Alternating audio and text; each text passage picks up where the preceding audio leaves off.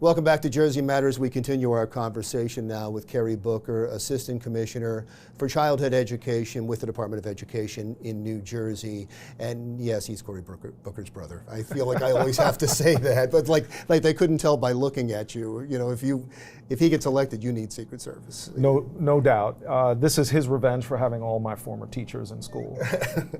We talk so much about early childhood education, and I know it's been talked about a lot, but I don't think it can be talked about enough since we talk about funding, since we talk about the importance of it, the importance of childhood education and how it can form the educational experience for a child going forward. If you can just give some of the analytics on that. Sure. I think, first what we're asking of public education nowadays is far more than we've ever asked before, and the demands of getting 100% of our kids ready to graduate high school, prepared for some kind of post-secondary experience is important for our families, for our communities, and also for our economy. That work starts in pre-K. So, high quality pre-K results in better third grade reading scores. It results in higher high school graduation rates. So, this work is foundational, and I think it's also important for how communities are going to do their work of how they want to organize to raise kids in community,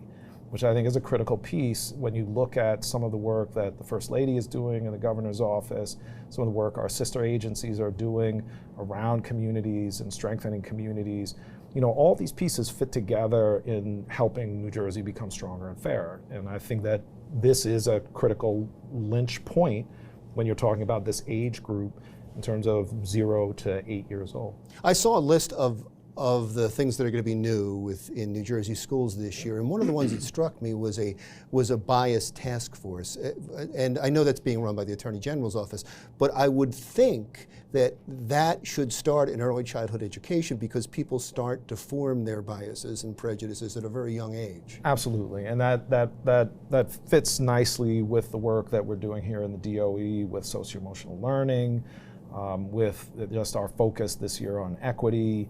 So over the summer we had a very, very successful equity conference. So this conversation about equity in action, and that does begin when you're talking about schools in pre-K. How would it manifest itself in pre-K? Well, I think some of it is just around curricular pieces and how we are teaching our kids, but I think it's also access to high quality pre-K and how we are expanding this in ways that we hope that we'll be able to continue to see in communities. That fights bias, just expanding it? Well, I think expanding it, but also allowing more, particularly our most fragile families, to get involved and be engaged in this. So the criteria for eligibility for school districts is 20% or greater free and reduced price lunch. So when you look at the work that was done with the Abbott districts and then some of the earlier work with our near Abbotts and our pockets of poverty communities in providing some pre-K but not fully funded pre-K in those communities, this work and our focus and expansion has started with communities that have higher levels of low-income families. And part of the reason why we've continued to support that ongoing growth in the school districts that have received pre-K expansion aid is to ensure that the pre-K is reaching those most fragile families. We have less than a minute left, and I do want to talk about your brother who calls you another parent. He gives you a lot of credit in his life for raising him and bringing him along. And I'll take that credit. Yeah. So just a couple of questions. How do you think he's doing? I think he's doing fine. I mean, I'm not involved in the day-to-day of the campaign, so I couldn't say really, but I'm proud of the stance that he's taking.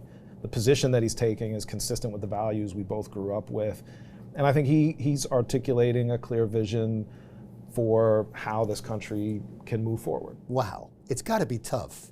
You just say, I'm not involved with the campaign, I'm not involved with this, but it's got to be tough for a big brother not to say to a little brother, hey, you got to do this better, or you got to do this. Well, I reserve my older brother rights to tighten him up every once in a while, but I mean, he's done a phenomenal job at every level of the work that he does, And I continue to be proud of the work that he's done, and I'm a huge fan and definitely a huge supporter, and will support him in any way I can. If this moves on, either as president or vice president, would you get involved in the campaign?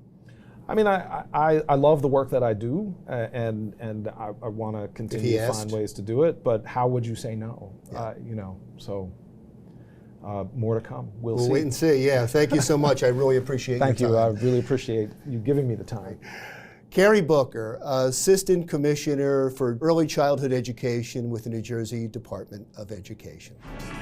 Coming up on Jersey Matters, New Jersey already has some of the toughest gun laws in the country, but they are about to get tougher after an executive order signed by Governor Phil Murphy. When Jersey Matters continues.